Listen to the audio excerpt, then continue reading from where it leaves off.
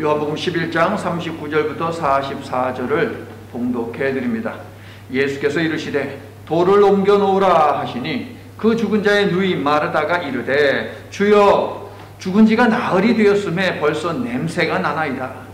예수께서 이르시되 내 말이 네가 믿으면 하나님의 영광을 보리라 하지 아니하였느냐 하시니 돌을 옮겨 놓으니라.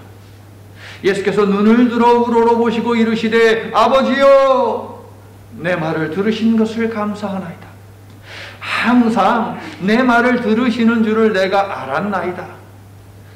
그러나 이 말씀을 하옵는 것은 둘러선 무리를 위함이니 곧 아버지께서 나를 보내신 것을 그들로 믿게 하려 함이니이다. 이 말씀을 하시고 큰 소리로 나사로야 나오라 부르시니 죽은 자가 수족을 배로 동인 채로 나오는데 그 얼굴은 수건에 쌓였더라. 예수께서 이르시되 풀어놓아 다니게 하라 하시니라. 아멘. 예수님은 나사로를 사랑하셨고 병든 나사로를 고칠 수 있었습니다. 죽어가는 그를 살릴 수 있는 능력이 예수님에게는 있었습니다. 그러나 예수님은 그렇게 하지 않으셨지요. 그에게 치유하는 은혜, 치유의 은혜를 주시기 위해서가 아니라 그를 살리는 더 큰 은혜를 주시기 위해서 그리 했다는 것이죠. 성도 여러분, 그리스도인들에게 고난은 저주가 아닙니다. 죽음도 저주가 아닙니다. 하나님의 일을 드러내는 도구가 될 수 있다라고 하는 것이 나사로의 사건이 우리들에게 알려주고 있는 부분이죠. 그것이 바로 4절의 의미가 되겠습니다. 드디어 예수님은 나사로를 살리는 절차를 밟아 나아가시는데 이 과정 속에서 설명이나 설득은 없습니다. 명령만 있을 뿐입니다. 그것이 바로 오늘 본문인데 세 가지 명령을 하시고 첫 번째 명령을 하신 다음에 기도를 하신 것이 그 내용이 되겠습니다. 나사로가 죽을 병에 걸렸을 때 그 당시에 예수님은 나사로의 집과 유대 땅과 하루가 떨어진 그 거리에 있었습니다. 예수님은 멀리 왜 하루 거리에 떨어져 계셨을까요? 8절에 따르면 유대 종교 지도자들이 예수님을 죽이려 했기 때문에 예수님은 유대 땅에서 빠져나가 비유대 땅으로 가셨음을 알 수가 있습니다. 하지만 나사로의 시신이 수습되고 죽은 지 4일째 되었을 때에 3일째 지났을 때에 예수님은 제자들에게 유대로 다시 가자라고 말씀을 하시죠. 제자들이 염려하며 예수님을 만류합니다. 아니 거기서 얼마 전에 예수님을 죽이려고 했는데 다시 그곳으로 가자고 하시는 말씀입니까? 예수님은 그때 뭐라고 말씀하십니까? 아직은 때가 낮이야. 낮이니까 일을 해야지. 어떤 일을 해야 하기에 예수님은 다시 유대 땅으로 가고자 하시는 것이지요? 잠든 나사로를 깨우러 간다라고 예수님은 말씀을 하시죠. 나사로는 자고 있었습니까? 은유입니다. 그는 죽었습니다. 그런데 예수님은 자고 있다라고 말씀을 하십니다. 왜요? 죽었으나 죽지 않았다는 것이지요. 그를 흔들어 깨우겠다라고 예수님이 마음을 먹으셨다는 것이지요. 예수님은 나사로가 죽은 이후에야, 확실히 죽은 이후에야 나사로를 찾아가시는데 그 이유에 대해서 우리가 지난 주일에 배웠습니다. 15절을 제가 풀어서 설명을 드려볼게요. 15절. 부활은 꿈 같은 이야기가 아니야. 뜬구름 잡는 망상도 아니야. 종말 때에나 있을 먼 아이디어, 이상도 아니야. 이미 성취하기 시작한 약속이고 내가 주는 선물이야. 이 사실을 아직까지 깨닫지 못하는 자들로 하여금 이제 내가 믿게 하겠다. 성도 여러분, 여러분은 부활이 있음을 확실히 믿으십니까? 아멘. 자, 이때 도마가 나섭니다. 도마가 나서서 어떻게 이야기합니까? 우리도 주와 함께 죽으러 가자. 16절. 도마는 비장한 말과 함께 예수님을 따라 나섰지만 마리아를 따라 나선 문상객들처럼 큰 오해를 하고 있네요, 여러분. 의심 많은 도마처럼 물었네. 내가 주를 사랑하는지. 의심 많은 도마에게 확신 주시고. 도마는 의심의 대명사입니다. 도마하면 이꼴 의심하는 자예요, 여러분. 그는 철저히 부활을 부정했습니다. 자기 손으로 직접 예수님의 못자국 난 그 손과 창에 찔린 그 옆구리를 직접 만져보아야만 내가 부활을 믿겠다라고 하지 않았습니까? 그렇습니다. 부활을 믿지 못하는 도마는 예수님이 나사로를 살리기 위해 베다니로 가신다라고 하는 것은 꿈에도 생각을 하지 못했지요, 여러분. 34절을 볼까요? 예수님이 말씀하십니다. 나사로를 어디 두었느냐? 예수님의 이 말씀은 무덤으로 가자, 죽음이 있는 곳으로 가자, 죽은 자가 있는 곳으로 가자는 말로서 도마의 말과 같다고 볼 수 있습니다. 그러나 예수님의 말씀은 궁극적으로 무엇입니까? 죽음을 정복하러 가자라고 하는 선언이 되겠습니다. 죄의 삭도로 들어온 죽음을 꾸짖기 위해서 예수님은 죽은 자가 묻힌 무덤으로 향하신 것이지요. 그를 어디 두었느냐? 이 말씀은요, 내가 죽음을 정복하여 부활의 시대가 시작되었음을 알리겠다라고 하는 부활 성취에 대한 약속입니다, 여러분. 나사로가 살아나게 되니 도마의 예상은 완전히 빗나간 예상이지요. 그러나 도마를 비롯한 모든 인류로 하여금 부활과 영생을 얻게 하기 위해서 예수님은 도마의 말처럼 죽으실 것입니다. 그리고 훗날 도마 역시 이 부활의 복음을 위해서 죽을 것입니다, 여러분. 미리 도마의 입을 통해서 그 말을 하게 하신 것이지요. 사람들이 나사로의 죽음으로 슬퍼하며 눈물을 흘리자 우리 예수님께서 분노하셨다.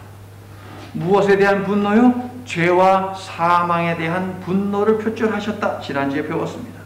그런데 예수님의 분노는요, 대책이 없는 분노가 아닙니다. 예수님의 눈물 역시 해답이 없는 눈물이 아니에요, 여러분. 이제 예수께서는 죽음이라는 무기로 인간을 공포에 떨게 한 어둠의 권세를 박살내기 위해서 물으십니다. 나사로의 무덤이 어디냐? 죽음을 정복하러 가자. 무덤에 도착하니 큰 돌이 무덤을 막고 있습니다.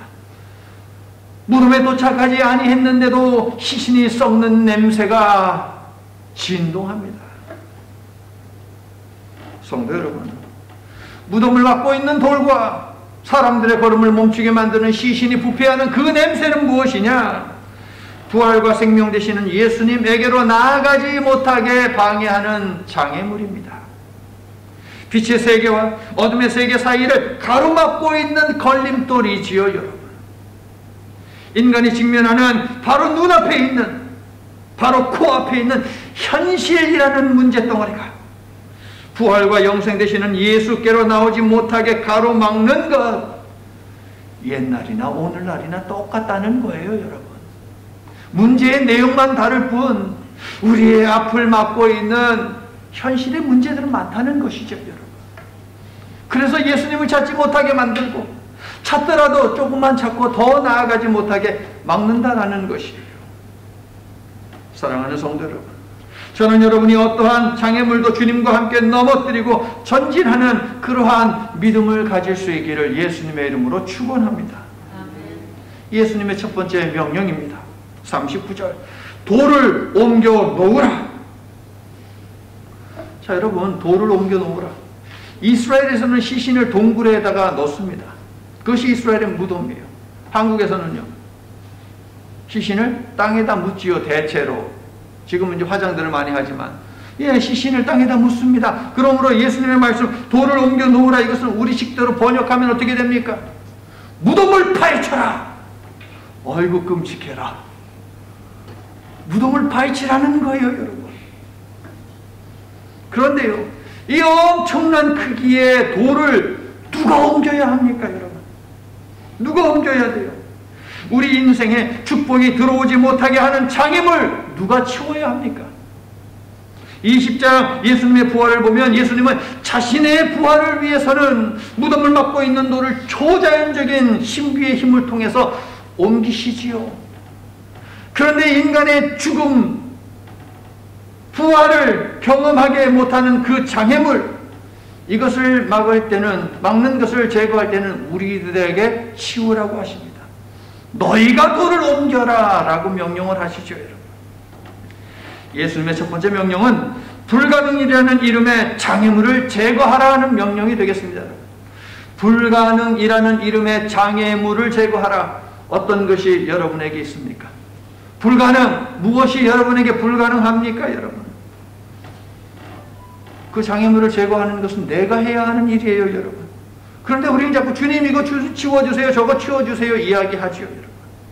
성도 여러분, 죽은 자를 살리는 기적은 예수님이 하시지만 돌을 옮겨야 하는 것은 내가 해야 하는 일이라는 것이에요, 여러분.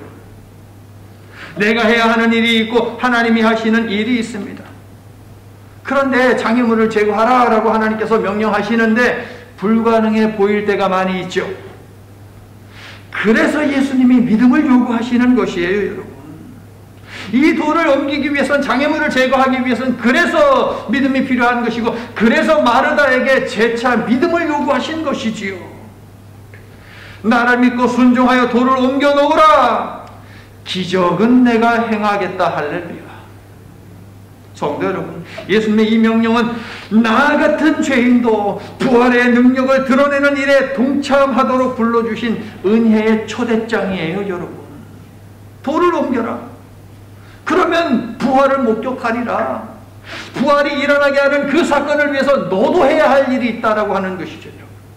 응답을 받아내는 데 있어서, 네가 가지고 있는 이 문제를 해결하는 데 있어서 네가 해야 할 일이 있다는 거예요, 여러분.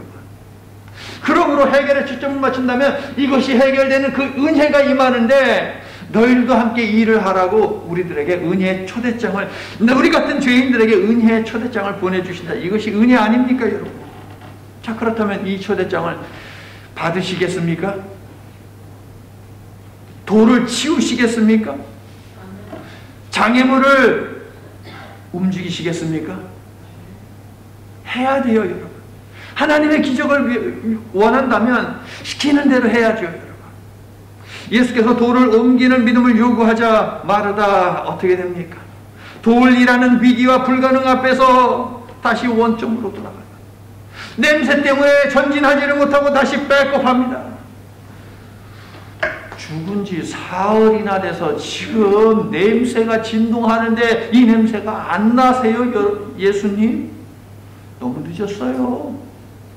이미 돌이키기에는 머나먼 강을 떠났어요, 제 오라버니는요. 마르다는 예수님의 끈질긴 설득 끝에 지식과 정보, 이성과 합리성에 갇힌 안다는 믿음의 알을 깨고 믿는다는 믿음, 아멘의 믿음으로 바뀌었었지요. 하지만 그 믿음이 너무나 얇아서, 그 믿음이 너무나 얕아서 돌덩어리와 시신의 부패라는 장애물 앞에서, 즉 현실에 일하는 문제 앞에서 다시 안다는 믿음으로 돌아가는 거예요. 내가 그 부활이요 생명이니 나사로가 살아날 거야 라는 예수님의 말씀에 아멘으로 반응했고, 예수님을 하나님의 아들이라고 고백했지만 죽음이라는 현실을 직면하자 구태의연한 자기 관점의 믿음으로 다시 돌아가더라라는 것이에요. 이성이 동의해줘야만, 합리적 지식 수준에 맞춰줘야만, 상식이 채워줘야만 믿겠다는 그 믿음으로 다시 추락해버리고 있어요, 여러분. 문제 해결이 눈앞에 있는데, 부활이 지금 코앞에까지 와 있는데, 결정적인 순간에 돌이키는 이 어리석음, 마르다만의 문제입니까, 여러분? 응답이 다 왔는데 하나님 원망하고 등 돌리고 이런 거 우리에게는 없냐 하는 것이에요. 기도하기를 포기하고 이런 거 없냐 이거예요, 여러분. 믿음을 가지고, 사랑을 가지고 우물을 팠어요. 우물 자리를 찾았어요. 실패. 또 실패. 또 실패. 여기저기 다 다니면서 여기에는 있겠다. 실패. 9번째 시도를 안 했으면 어떻게 할 뻔했어요, 여러분. 9번째는 나오잖아요, 여러분. 놀라운 사실이 하나 보입니다. 예수님이 직접 가르치고 설득하셨는데도 듣지 않으려는 사람의 귀에는 들어오지 않는다는 거예요, 여러분. 예수님이 직접 하셨어요. 온통 자기 생각으로 가득 찬 사람은요, 그것 때문에, 가득 차 있는 그것 때문에 예수님의 말씀이 들리지 않아요. 들리더라도 이 머릿속에서 자기식대로 재해석을 해버려요. 그러니까 삶에서 기적이 안 일어나는 거예요. 하나님의 말씀을 있는 그대로 받고 있는 그대로 그 말씀 앞에 내가 아멘 해야 되는데 이 모습에서 어떻게 자기식대로 이렇게 해석을 해버려요. 나사로가 살아날 거니까 울지 마라. 아유, 마지막 때에 부활하는 거 그거 저 알지요. 돌을 옮겨. 아유, 시신 썩은 내가 진동하는데요. 성도 여러분, 저는 여러분이 선포된 말씀을 선포된 그대로 듣고 선포된 말씀, 바로 그대로의 말씀에 순종하는 그런 믿음을 가짐으로 말미암아 기적이 여러분의 삶에 언제나 일어나게 하는 그런 믿음을 가지시기를 예수님의 이름으로 축원합니다. 두 개의 다른 믿음이 있지요. 첫째, 내 상식과 내 경험에 기초한 인간적인 믿음이에요. 내가 알고 있는 온 지식을 총동원해서 믿어보려고 하는 것, 그게 됩니까? 두 번째는 뭡니까? 그런 거 다 내려놓고 하나님의 말씀에 기초한 믿음이 있다는 거예요. 성도 여러분, 내 이성과 내 합리성은 내려놓고 그 자리에 하나님의 말씀을 놓는 믿음이 바로 하나님께서 원하시는 믿음이라는 것이에요. 바로 기적은 이런 믿음에서 나온다는 것이죠, 여러분. 예수님은 이러한 믿음을 우리에게 요구하시며 불신의 장애물을 제거하라고 우리에게 명령하십니다. 그러므로 나는 여러분이 냄새가 무섭고 힘겨운 돌이라 하더라도 옮기는 행동으로 나아가는 말씀에 순종하는 그러한 믿음을 가지시기를 간절히 축원하는 바입니다. 자, 그러면 이러한 마르다에 대한 예수님의 반응은 어떠했을까요? 40절 여러분이 읽어주세요. 40절 시작.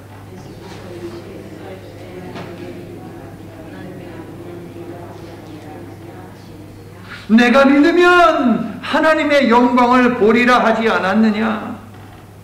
26절에서 예수님은 마르다에게 믿음을 요구하셨지요.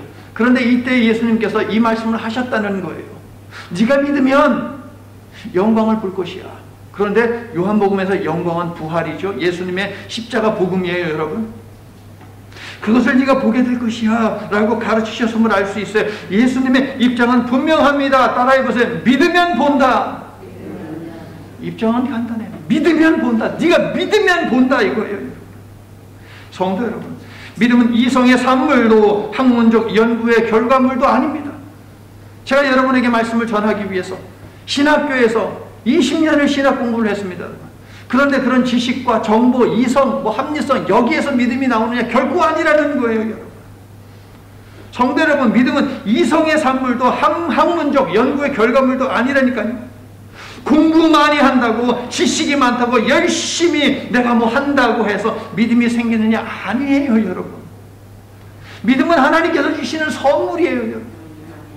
내 노력, 내 열심으로 믿음을 쌓으려고 하는 것, 이것이 바로 인간적인 믿음이에요, 여러분. 하나님이 기대하는 믿음은 이런 믿음이 아니에요. 이런 믿음이 10중 8구 빠지는 함정이 있어요. 내가 내 의지, 내 노력으로 막 하려고 합니다. 새벽 예배도 열심히 나오고 금식하면서 기도도 하고 1년에 성경 1독 이상을 하고 헌신해야 하는 일이 있으면 헌신을 하고 딱 볼 때 믿음이죠, 믿음. 그런데 이것이 내 생각과 내 의지와 내 노력으로만 뭉쳐진 것이라면 10중 8구 어떤 함정에 빠지느냐? 괜히 화가 나. 괜히 화가 나.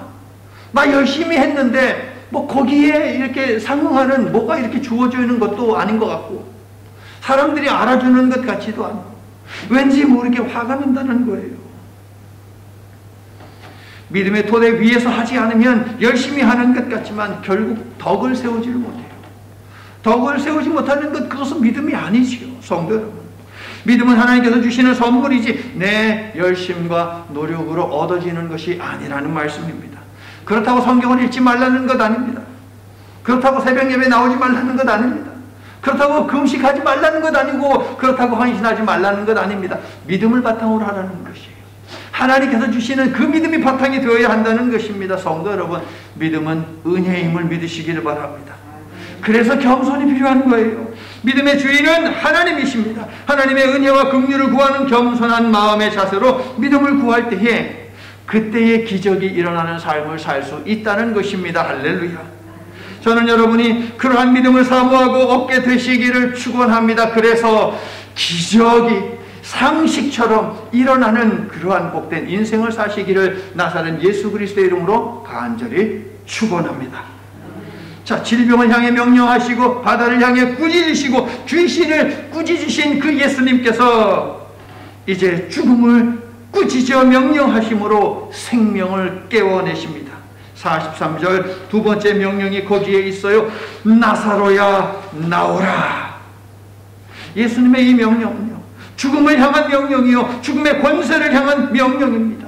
예수님의 명령이 선포되자 그 음성을 들은 죽은 자가 수족을 배로 동인 채로 나옵니다. 44절을 잘 보세요. 예수님은 나사로야 나오라 하셨는데 죽음에서 나온 것은 나사로가 나왔어요? 누가 나왔어요? 성경에 있는 대로 죽은 자가 나왔잖아요. 죽은 자가. 나사로를 불렀는데 성경은 기록하기를 죽은 자가 나왔다라고 이야기합니다. 요한복음 앞에서 5장에서 예수님은 이미 이 말씀을 하셨어요. 여러분 21절, 25절, 28절 세 번이나 예수님은 뭐라고 말씀하시느냐? 무덤 속에 있는 자가 다 그의 음성을 들을 때가 오나니 듣는 자들은 살아나리라. 할렐루야. 이 말씀을 이미 하셨어요. 말씀하신 그대로 성취되어 죽은 자가 무덤에서 나왔다는 것이지요. 그러므로 앞에서 하신 예수님의 말씀에 대한 성취가 나사로의 부활이라는 것입니다. 여러분, 죽은 모든 자가 이처럼 살아날 것임을 우리를 위해 미리 보여주며 예고하신 것이지요. 그래서 나사로가 나왔다가 아니고 죽은 자가 나왔다라고 표현하는 것이에요. 여러분, 우리도 그렇게 나온다는 거예요. 나사로만 그렇게 나온다는 것이 아니라 우리도 그렇게 나온다는 사실입니다. 할렐루야. 확실한 예언을 제가 하나 할게요. 여러분도 언젠가 반드시 죽습니다. 귀죠? 맞죠? 그때 누구에게나 죽음 앞에서 두려움이라는 것이 찾아와요. 여러분, 목회자라고 해서 죽음 앞에서 두려움이 찾아오지 않는 것은 아닙니다. 잠깐이라도 그 죽음이라고 하는 것이 엄습해 올 때 감당할 수 없는 어떤 그런 감정의 소용돌이에 빠질 수가 있어요. 절망과 공포, 허무와 좌절, 그리고 불안과 의심의 늪에 빠질 수도 있습니다. 성도 여러분, 기적을 베푸시는 분은 오직 주님뿐입니다.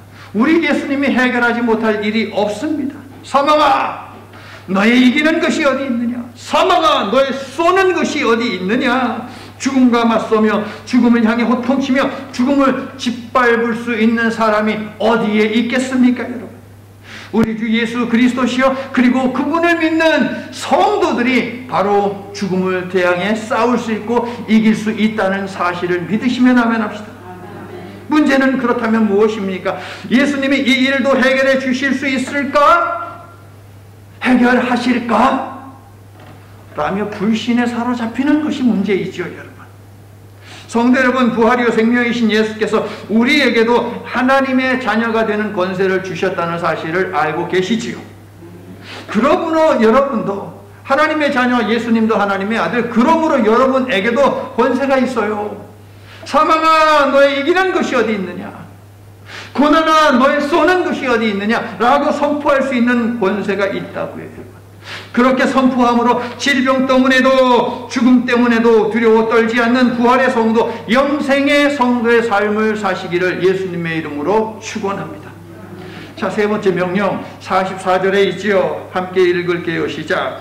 죽은 자가 수족을 배로 동인 채로 나오는데 그 얼굴은 수건에 쌓였더라. 예수께서 이르시되 풀어놓아 다니게 하라 하시니라. 풀어놓아 다니게 하라. 자, 수건을 누가 풀어야 돼요? 이제는 답이 나오지요. 내가 풀어야 돼요. 냄새가 나고 끔찍하고 죽어있던 자였는데 그에게 가까이 가서 수건을 푼다? 주저되는 일이지요, 여러분. 그런데 네가 풀어야 돼 라고 예수님이 명령을 하고 있습니다. 돌과 마찬가지로 우리가 해야 합니다. 죽은 자를 살리는 기적은 예수님이 하시지만 돌을 옮기고 수건을 치워야 하는 것은 우리가 해야 하는 일이라는 것이에요, 여러분. 사람들이 순종하여 돌을 옮기자. 예수께서 나사로를 부르시지요. 나사로야 나오라. 그랬더니 나사로가 무덤에서 나왔어요. 나온 나사로의 모습이 어떻게 천으로 머리부터 발까지 쌌다는 거예요. 그래서 여기서 재밌는 상상이 드는 거예요. 천으로 쌌어. 머리부터 발끝까지. 그럼 어떻게 쌌을까? 다리를 쌀 때에 하나씩 여기다가 이렇게 하나 싸고 하나 싸고 그래서 나사로가 걸어왔을까? 아니면 두 개를 다 쌌으면 어떻게 해요? 이렇게 예수님께 나왔을까? 재밌는 상상이 들더라고요. 아마도 전체를 갖다가 쌌을 거예요. 그러면 나사로에 나오라 했으니까 나사로가 나왔을 거 아니에요? 그럼 일어나가지고 예수님 이렇게 갔을 것 같아요.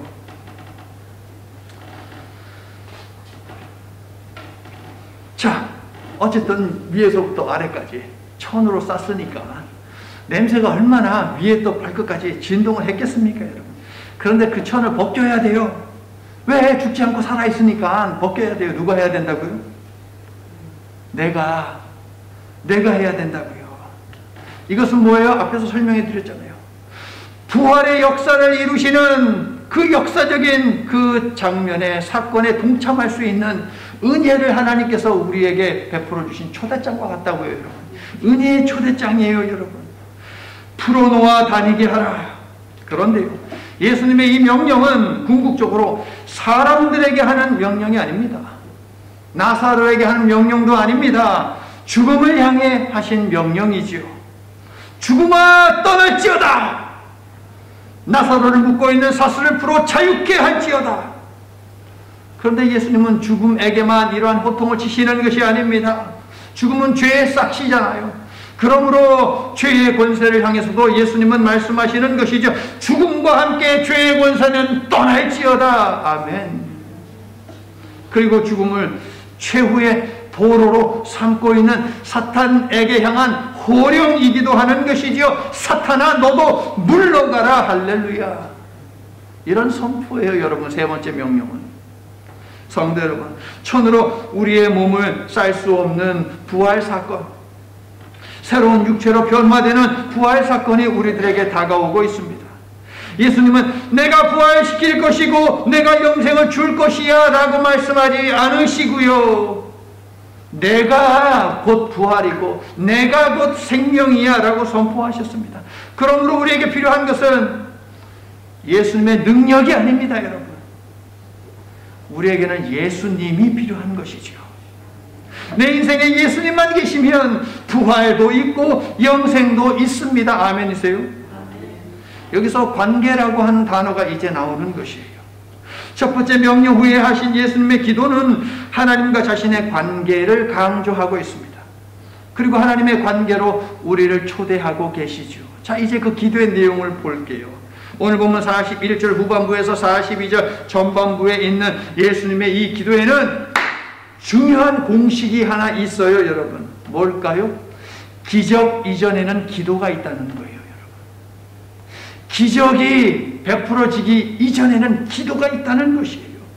예수님은 나사로를 살리기 위한 구체적인 행보를 하기에 앞서서 가장 먼저 하나님께 기도를 드렸습니다. 자신이 지금 하고자 하는 일은 틀림없이 하나님의 영광을 드러내는 일이기 때문에 이미 해결해 주셨음에 감사의 기도를 예수님은 드리고 있습니다. 아버지여, 내 말을 들으신 것을 감사하나이다. 아직 나사로는 무덤에 있어요, 여러분. 항상 내 말을 들으시는 줄을 내가 알았나이다. 아직 무덤에 있다니까요. 아직 안 살아났어요. 그런데 우리 예수님은 이미 자기 원하는 것 무엇인지 하나님이 다 들으셨대요. 얼마나 자신만만한 기도입니까, 여러분? 예수님이 하고자 하시는 일은 자신의 욕심을 위함이 아니요 오직 하나님의 뜻을 이루기 위한 일이기 때문에 예수님은 반드시 자신의 바람을 하나님께서 이루어 주신다라고 하는 확신을 가지고 있습니다. 자, 여기서 응답을 확실히 받아내는 기도의 비결이 보이는 것이죠, 여러분. 예수님은 이렇게 말씀하셨습니다. 먼저 그 나라와 의를 구하라. 먼저 하나님의 나라와 먼저 하나님의 정의를 구하라 라고 가르치셨죠. 그러면 된다고 예수님 말씀하셨어요. 본인이 가르친 그대로 우리 예수님께서는 먼저 하나님의 나라와 먼저 하나님의 의로움을 추구를 하셨어요. 그리고 그 일을 위해서 기도를 하시는 것이죠. 여러분의 기도가 하나님의 응답을 받아내는 기도가 되기를 원하십니까, 여러분?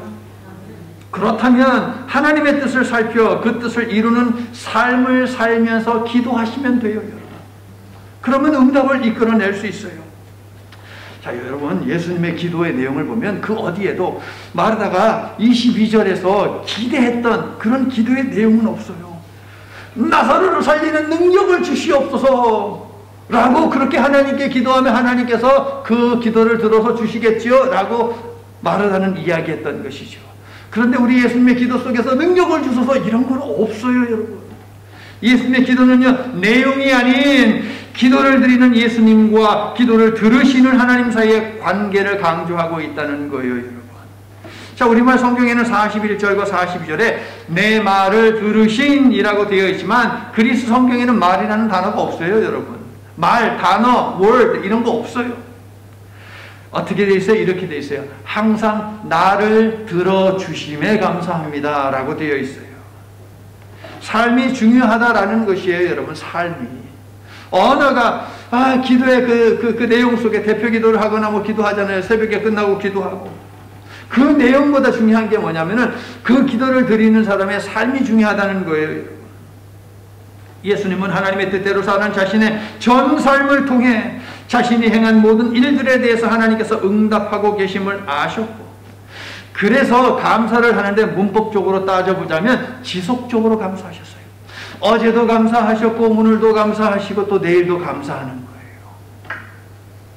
하나님의 뜻대로 사는 인생은 이처럼 지속적으로 감사하는 삶이 될 수밖에 없습니다, 여러분.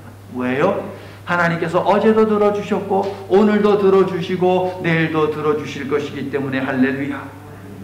이처럼 하나님은 예수님께 언제나 열려있고 예수님도 하나님께 대해서 항상 열려있는 분이에요. 관계가 소통의 관계, 열려있는 관계라는 것이지요, 여러분. 사도 요한은 이러한 친밀한 관계를 1장 18절에서 이렇게 그림으로 묘사를 하고 있어요. 제가 1장 18절 여러분에게 말씀을 전하면서 그림 언어라고 하는 표현을 썼어요. 예수님은 하나님의 품속에 이렇게 계신 분이다 라는 거, 그 그림을 상상해 보라고 했잖아요. 그림도 그렇게 띄워드렸고, 예수님은 하나님의 품속에 있다. 품, 마음이잖아요. 무슨 이야기예요? 하나님의 마음속에, 가슴속에 있는 것이 무엇인지를 예수님은 알고 계시고 그것을 자신의 품에 넣었다라고 하는 그런 상상을 하게 하지요. 예수님은 하나님의 품속에 무엇이 있는지를 알고 계시며 그것을 자신의 품속에 담아 우리에게 주시는 하나님이시다라는 것을 사도 요한은 1장 18절에서 우리에게 얘기해 주기를 원하는 거예요. 성도 여러분, 여러분도 하나님의 품속에 무엇이 있는지를 알 수 있어요. 왜요? 여러분은 하나님의 자녀잖아요. 하나님의 자녀이기 때문에 하나님의 품에 여러분도 안길 수 있다는 것이죠. 더 중요한 것은 하나님께서 자녀된 여러분을 품에 안으시기를 원하신다는 것입니다. 할렐루야. 그러므로 하나님의 마음속에 무엇이 있는지 우리도 알 수 있어요. 자, 42절 후반부를 볼게요. 예수님의 기도는 자신을 위한 기도입니까? 아니요, 1도 없습니다. 왜 공개적으로 기도하셨대요, 여러분? 자기를 위해서? 아니, 여기 있는 사람들을 위해서 하기 위해서 공개적으로 기도하셨대요. 모인 무리들을 위해서 예수님은 공개적으로 그렇게 큰 소리로 기도를 하셨대요. 그러므로 예수님의 기도는 감사와 중보 기도이면서 동시에 무엇이냐? 계시인 것이에요. 하나님을 드러내는 것이라는 거예요, 여러분. 예수님은 사람들이 예수님과 하나님과의 관계, 즉 예수님은 하나님이 보내신 분이며 그분이 하신 모든 일을 하나님의 뜻에 의해 하기를 원하는 분이다라는 것을 알기를 원하셨다는 것이죠. 예수님께 중요한 것은 무엇입니까? 나사로를 살리는 것입니까? 예, 그것도 중요하죠. 그런데 그보다 더 중요한 것이 있어요. 이 사건을 목격하는 그들과 이 사건을 오늘 2021년에 청취하는 우리들이 예수님을 믿고 영생에 이르는 것, 이것이 중요하다는 거예요. 모인 무리들을 위해서 했다고 그랬잖아요. 죽어있는 나사로가 아니라 모인 무리들을 위해서 예수님은 기도하셨다니까요, 여러분. 그래서 공개적으로 우리를 위해서 하셨다는 것입니다. 그러므로 이런 믿음이 우리들에게 필요해요. 하나님의 말씀은 그들을 위한 말씀이기도 하지만 나를 위한 말씀인 것이죠. 아브라함과 이삭과 야곱의 하나님이지만 나의 하나님이다 라고 고백하는 것이 중요해요, 여러분. 성경에 있는 여러 가지 언어들을 가져와가지고 이러한 하나님, 그래서 뭐 어쨌는데, 그런 하나님이 뭐 어쨌는데, 반드시 붙여야 하는 것이 뭐냐면, 따라해 볼게요. 나의 하나님. 하나님은 나의 하나님이다 라고 고백하는 것이 중요하죠, 여러분. 성도 여러분, 예수님 앞에는 죽음의 권세에 눌린 인생들이 둘러서 있습니다. 무덤 주변에 있는 이들에게 가장 중요한 것은 나사로를 살리는 일이었겠죠. 왜? 그들은 지금 살아있으니까. 그러나 예수님에게 더 중요한 것이 있었습니다. 그것은 나사로를 살리는 역사를 통해 나타내려고 하는 자신과 아버지의 관계라는 것이에요.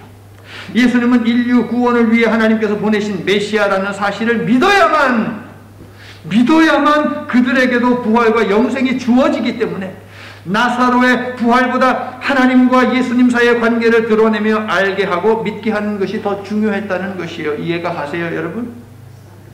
예수님을 믿어야만 부활과 영생을 얻을 수 있기 때문에 나사로를 살리는 것보다 더 중요한 건 뭐냐면 하나님이 보내신 메시아가 바로 예수님이다라고 하는 이 사실. 그것을 드러내는 것, 증명을 해야 되잖아요. 죽은 자도 살리는 그분인데 하나님의 아들이 맞다는 것이죠, 여러분. 우리는 예수님을 믿는 믿음으로 하나님과 아버지와 자녀 관계를 맺게 되었습니다. 하나님께서 하나님의 아들인 예수님을 통해 부활 시대를 여신 이유는 모든 하나님의 자녀들로 하여금 부활 생명을 누리게 하기 위함입니다. 아멘. 이처럼 부활을 전제하는 것은 무엇이냐? 하나님과의 관계인 것입니다. 하나님과의 연합 관계를 이룰 때에, 아버지와 아들의 관계를 확립할 때에, 다시 말해서 요한복음 1장 12절 자녀가 되어야만, 마태복음 27장 52절 성도가 되어야만, 요한복음 5장 29절 생명의 부활을 얻게 된다는 거예요. 부활에는 두 가지가 있습니다. 생명의 부활, 심판의 부활. 믿음의 사람들, 하나님의 자녀, 그리고 마태복음 27장 예수님이 십자가에서 마지막 숨을 거두실 때에 그때만 난리가 났잖아요. 그 중에 난리가 난 것 중에서 핵심이 뭐였어요? 무덤에서 잠자던 성도들이 살아났다는 거예요. 다 살아난 것이 아닙니다. 성도들만 살아났어요, 여러분. 성도 여러분, 하나님 우리에게 항상 마음을 여시고 하늘의 문도 열고 계십니다. 예수님과 나누셨던 친밀한 관계를 우리와도 갖기를 원하신다는 것입니다. 여러분도 하나님과의 친밀한 관계를 원하십니까? 뜻이 하늘에서 이루어진 것 같이 땅에서도, 내 삶에서도 이루어지게 하소서. 이게 주기도문 아닙니까? 하나님께 여러분의 마음을 열고 여러분의 삶을 열어 하나님의 뜻이 여러분의 삶에 이루어지기를 희망하시기를 바랍니다.